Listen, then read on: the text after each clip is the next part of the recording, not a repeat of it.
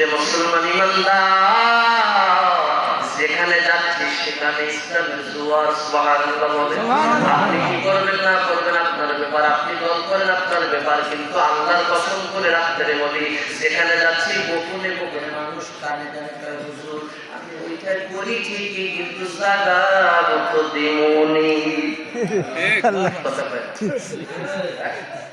এলাকার কোনো ব্যবসায়ী মানুষ এখন যদি আমি বলি মুখের নির্বাচন করবো আমার উপরে চাপ আসতে পারে, আমি বলে গেলাম মনে হচ্ছে ফেব্রুয়ারিতে নির্বাচন হবে না,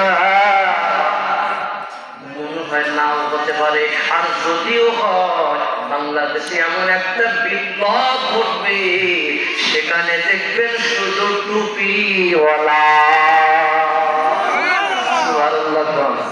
জোর করে ভোট দখল করা যায় না, জোর করে মানুষের হৃদয় কেনা যায় না।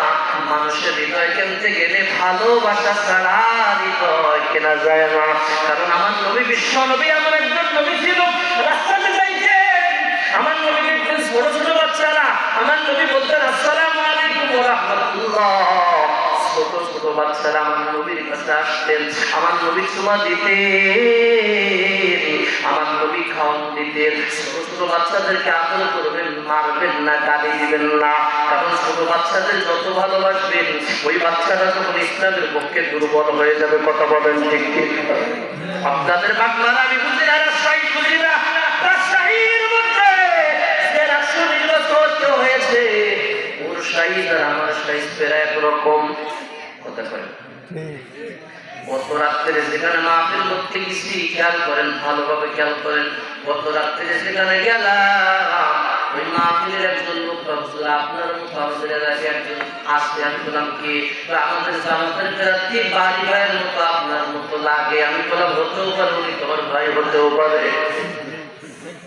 গত রাত্রে কথা বলছি, আমি বললাম কোথায় গিয়েছিলাম, বাড়ি আমার ভাইয়া আমার দিকে তাকান।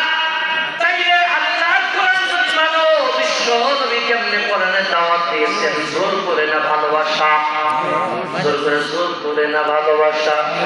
আমার ভাইরা